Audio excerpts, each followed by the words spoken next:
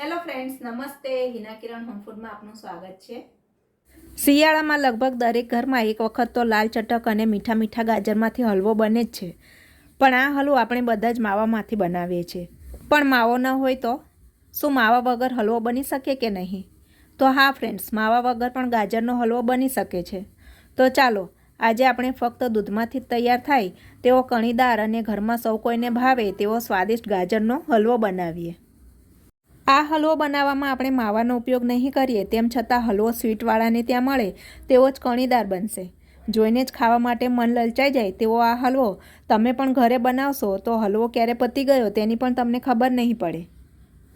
તો ફ્રેન્ડ્સ, આપને મારો આ એકદમ મઘમગતો અને સ્વાદિષ્ટ હલવો બનાવવાની રીત ગમે તો મારી આ હલવાની રેસીપીને એક લાઈક ચોક્કસથી આપજો અને ગાજરનો હલવો બનાવવાના આ વિડીયોને તમારા ફ્રેન્ડ્સ જોડે શેર પણ કરજો.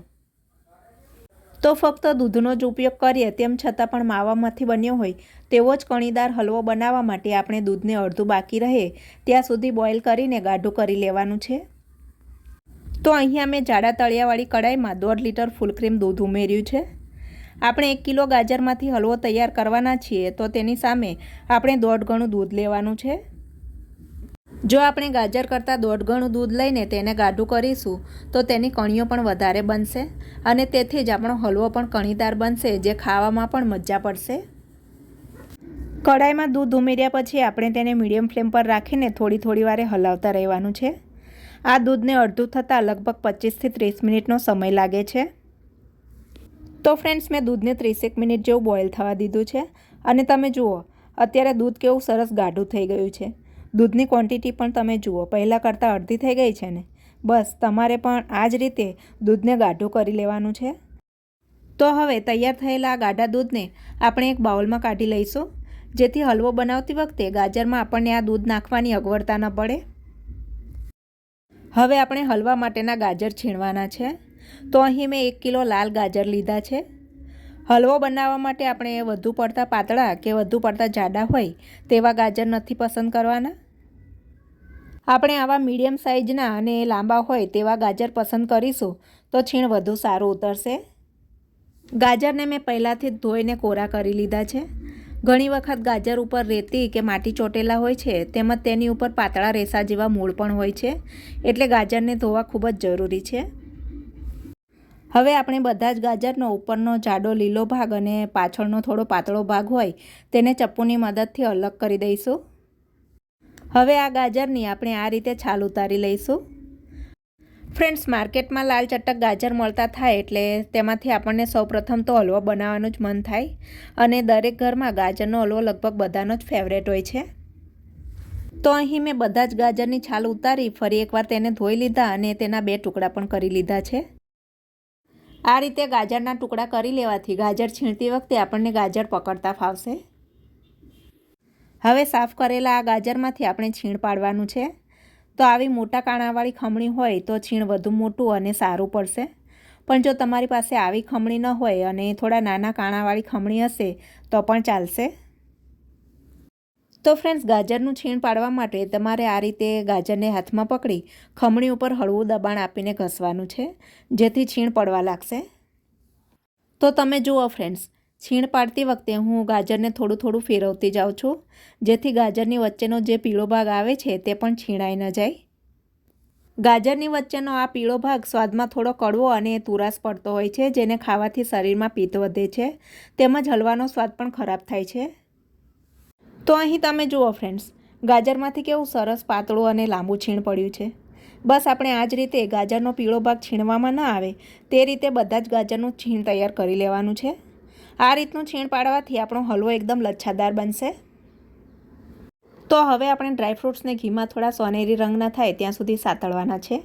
ડ્રાયફ્રૂટ્સને ઘીમાં સાતળી લેવાથી તે એકદમ ક્રન્ચી થઈ જશે, જે ખાવામાં ખૂબ જ સરસ લાગે છે.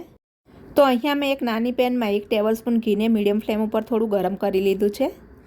હવે આપણે આ પેનમાં 10 થી 12 કાજુના ટુકડા અને તેટલા જ પ્રમાણમાં બદામ અને પિસ્તાના કાપેલા ટુકડા ઉમેરી તેને 2-3 મિનિટ જેવું ઘીમાં સાતળીશું.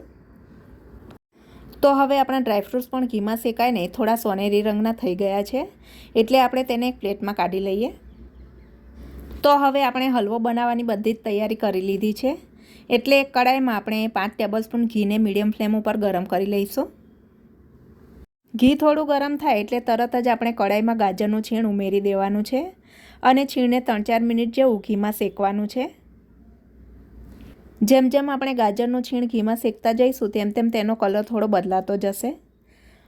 તો ફ્રેન્ડ્સ, અત્યારે મેં આ છીણને 5-1 મિનિટ જેવું ઘીમાં શેકાવા દીધું છે અને તેમાં રહેલો પાણીનો ભાગ પણ ઉડી ગયો છે, તેમજ છીણ પણ સરસ કોરું પડી ગયું છે.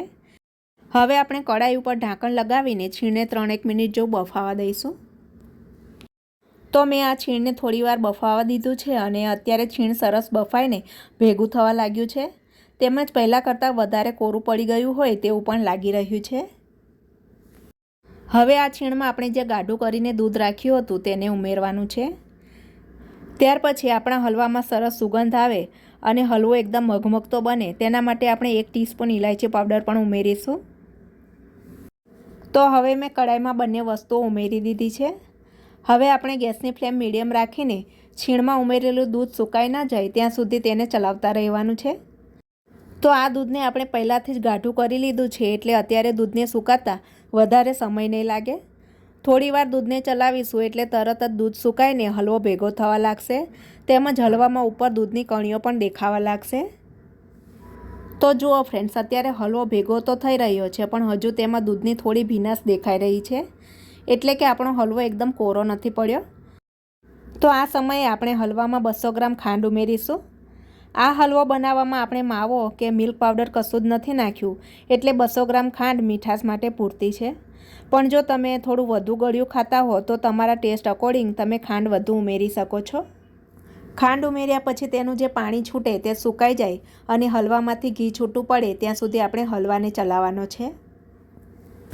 તો અહીંયા તમે જુઓ ફ્રેન્ડ્સ, હલવામાંથી હવે ઘી છૂટું પડવા લાગ્યું છે અને આપણે તેમાં જે દૂધ ઉમેર્યું હતું તેની પણ સરસ કણીઓ પડી છે અને હલવો એકદમ માવાદાર દેખાવા લાગ્યો છે. હવે આ સમયે આપણે જે ઘીમાં સાતળીને રાખેલા ડ્રાયફ્રૂટ્સ હતા તેને હલવામાં મિક્સ કરી લેશું. હવે આપણો હલવો એકદમ લીસો અને ચમકદાર બને તેના માટે તેમાં 1 ટેબલસ્પૂન ઘી ઉમેરી ઘીને પણ સારી રીતે મિક્સ કરી લેશું. તો તમે જુઓ ફ્રેન્ડ્સ, આ હલવો બનાવવામાં આપણે બિલકુલ પણ માવાનો ઉપયોગ નથી કર્યો, તેમ છતાં બન્યો છે ને હલવો એકદમ માવાદાર. તમે જુઓ, દૂધની કણીઓ પણ કેવી સરસ પડી છે. ફક્ત દૂધમાંથી જ બનેલો આ હલવો સ્વાદમાં માર્કેટના હલવાને ટક્કર મારે એવો બન્યો છે. તો ફ્રેન્ડ્સ, તમે પણ ચોક્કસથી મારી આ રીતથી ઘરે હલવો બનાવજો અને જો તમે હજુ સુધી મારી ચેનલ હિના કિરણ હોમ ફૂડને સબસ્ક્રાઈબ ન કરી હોય તો સબસ્ક્રાઈબ પણ કરજો.